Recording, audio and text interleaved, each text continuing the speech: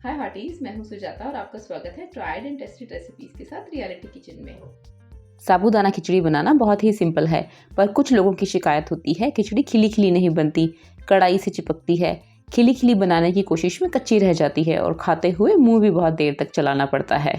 पर अब ऐसा नहीं होगा। अगर आप इन छोटे छोटे टिप्स को ध्यान में रखेंगे तो आपकी साबूदाना खिचड़ी हर बार इतनी ही खिली खिली बनेगी जितनी की रियलिटी किचन में बनती है, और खिचड़ी का एक एक दाना अच्छे से गल भी जाएगा।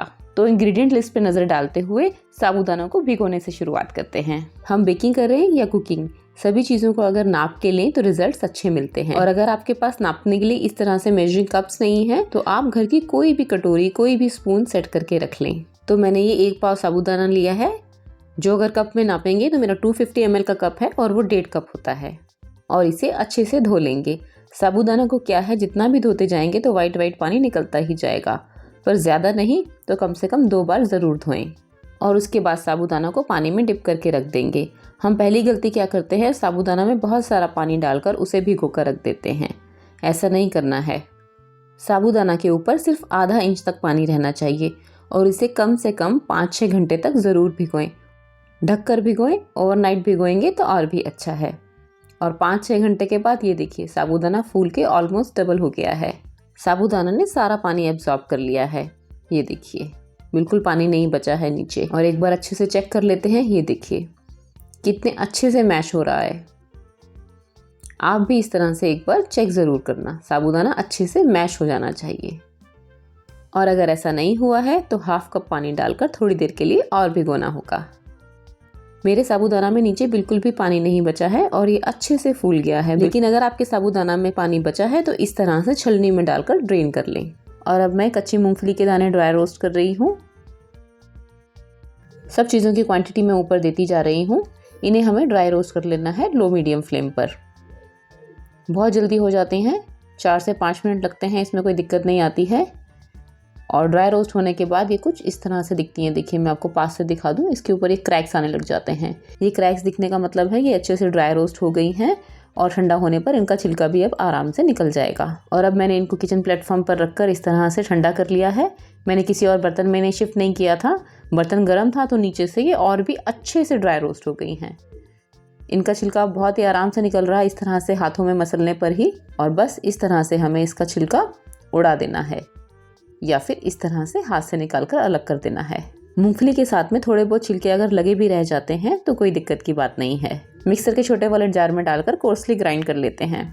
याद रखें, ये आधा कप मूंगफली है और 2 बड़े चम्मच मैंने अलग से रखी है, जिसे हम रेसिपी में आगे यूज करेंगे। देखिए, ये इस तरह से ग्राइंड होकर तैयार है।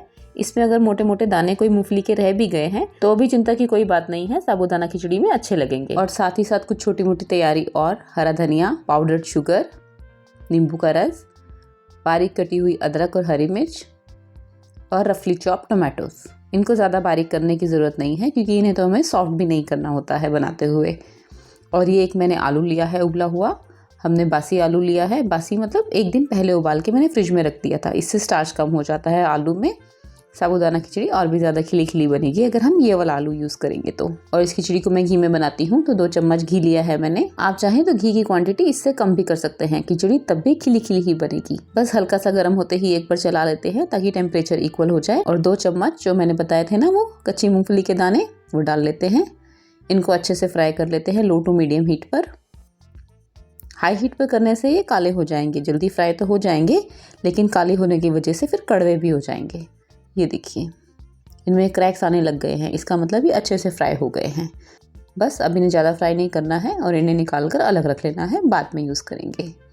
अब उसी बचे हुए घी में हमने जीरा डालना है।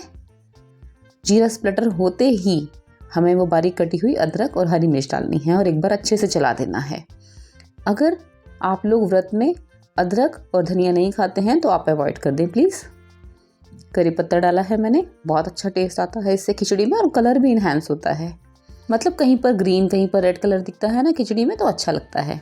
और साथ ही साथ रफली चॉप टमाटोज। टमाटो डालते ही वैसे तो हम नमक डाल देते हैं, पर यहाँ हमने नमक नहीं डालना है क्योंकि हमने टमाटोज को ज़्यादा सॉफ्ट नहीं करना है। बस थोड़ा सा चला के मैंने आलू डाल दिए हैं। आलू क्योंकि बॉयल्ड हैं तो हमें ज़्यादा इन्हें कुक नहीं करना है, बस थोड़ा सा ही चलाना है। और इस स्टेज पर हम अपने गैस को एकदम मीडियम हीट से लो हीट पर कर सकते हैं। और इस स्टेज पर हमें लगता है कि आलू कढ़ाई में नीचे से चिपक रहे हैं, तो गैस को मीडियम हीट से हम लो हीट पर कर सकते हैं। और अगर आपने कच्चे आलू यूज़ किए हैं तो इस स्टेज पर हमें ढककर 10 मिनट तक आलू के गल जाने तक पकाना होगा। और बस इस स्टेज पर हमने वो भीगा वाला साबूदाना डाल देना है और साथ ही साथ कोर्सली ग्राइंड की हुई मूंगफली। मैं एक खिचड़ी व्रत के लिए बना रही हूँ, तो यहाँ पे सेंधा नमक का यूज़ कर रही हूँ और साथ ही साथ थोड़ी सी काली मिर्च डाली है।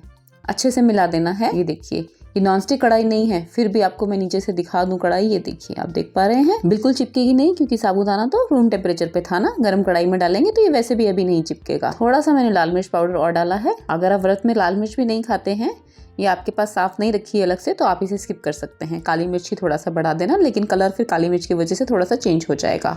और इस स्टेज पर बहुत इंपॉर्टेंट है थोड़ा सा नींबू का रस डालना। इससे हमारी खिचड़ी के दाने आपस में बिल्कुल भी नहीं जुड़ेंगे। और ये थोड़ी सी पिसी हुई चीनी, बहुत ही अच्छा फ्लेवर आएगा जब नींबू के रस के साथ ये चीनी मिलकर हमारी खिचड़ी को बिना चिपचिपाए एकदम मज़ेदार खिला खिला बनाएगी और अलग ही फ्लेवर देगी। तो बस ये छोटे छोटे टिप्स होते हैं जिनकी वजह से हमारी रेसिपी एकदम परफेक्ट बनती है। आप इन छोटे छोटे टिप्स को ध्यान में रखें और ये रेसिपी बनाएं। कैसी लगी मुझे कमेंट करके ज़रूर बताएं। बस यहाँ पे ना खिचड़ी को फटाफट से मिक्स करना बहुत ज़रूरी है। और एक बार अच्छे से मिक्स हो जाए तो हमने ये मूंगफली जो हमने फ्राई करके रखी थी और साथ ही साथ हरा धनिया अगर आप व्रत में खाते हैं तो मिक्स कर देना है। ये देखिए, एक एक दाना अलग अलग है ना, और कढ़ाई में नीचे चिपका भी नहीं है। ये देखिए, मैं आपको दिखा देती हूँ। ये देखिए कितने अच्छे से गल गया है। लेकिन अब क्या है, कुछ लोगों की कंप्लेन होती है इस स्टेज पर खिचड़ी काफ़ी ड्राई लगती है, तो उसका भी सोल्यूशन है मेरे पास। हमें क्या करना है, इसको ढक देना है लो हीट पर 1 मिनट के लिए, सिर्फ 1 मिनट के लिए। जी हाँ, ये देखिए 1 मिनट तक लो हीट पर पकाने से इस खिचड़ी में एक मॉइस्चर जनरेट हो जाएगा, जिसकी वजह से ये सॉफ्ट भी बनेगी, मॉइस्ट भी बनेगी। ये देखिए 1 मिनट तक और कुक करने के बाद साबूदाना के दाने एकदम ट्रांसपेरेंट दिख रहे हैं। इसका मतलब है हमारी खिचड़ी एकदम परफेक्ट बनी है।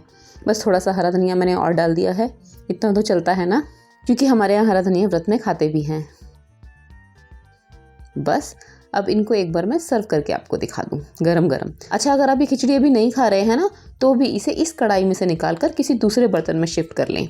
इस कढ़ाई में अगर छोड़ देंगे तो कढ़ाई अभी गर्म है, खिचड़ी कुक होती रहेगी, उसका मॉइस्चर भी सूख जाएगा और वो ड्राई हो जाएगी। और जब कभी आप चावल बनाते हैं उसके लिए भी ऐसा ही करें। चावलों के पक जाने के बाद 5 मिनट दम देने के बाद उसे किसी और बर्तन में ज़रूर शिफ्ट करें। आपके चावल पहले से कहीं ज़्यादा खिले खिले बनेंगे। कई बार हम खिचड़ी सुबह बनाते हैं और दिन में खाते हैं। ठंडी खिचड़ी खाने में अच्छी नहीं लगती, तो बस खिचड़ी से भरे बोल पर पानी का छींटा मारकर 1 मिनट के लिए हाई हीट पर माइक्रोवेव कर लेंगे। जिनके पास माइक्रोवेव नहीं है वो कढ़ाई में खिचड़ी को डालकर थोड़ा फैलाकर उसके ऊपर पानी का छींटा देकर लो हीट पर 2 मिनट के लिए ढककर छोड़ दें। खिचड़ी फिर से दानेदार और मॉइस्ट हो जाएगी। तो बस देर किस बात की, इस व्रत में खिली खिली साबूदाना खिचड़ी खाएं, अपनों को खिलाएं और मुझे भी कमेंट बॉक्स में कमेंट करके बताएं आपको ये रेसिपी कैसी लगी। मैंने कोशिश तो पूरी की है कि सभी टिप्स आपके साथ शेयर करूं, पर फिर भी अगर मुझसे कुछ छूट गया है आप कमेंट करके पूछ लें। मेरी ऐसी he tried and tested recipes के लिए मेरे साथ बने रहें। अपना और अपनों का ख्याल रखें। जल्द ही मिलती हूँ अपनी अगली रेसिपी के साथ। और हाँ, बिल्कुल ऐसे ही आसान तरीके से कि रिसेंटली मैंने साबूदाना वड़ा बनाए थे। मेरी टिप्स को ध्यान में रखकर बनाएंगे तो कढ़ाई में जाकर टूटेंगे फटेंगे नहीं। इनकी रेसिपी का लिंक आप नीचे डिस्क्रिप्शन बॉक्स में चेक कर सकते हैं।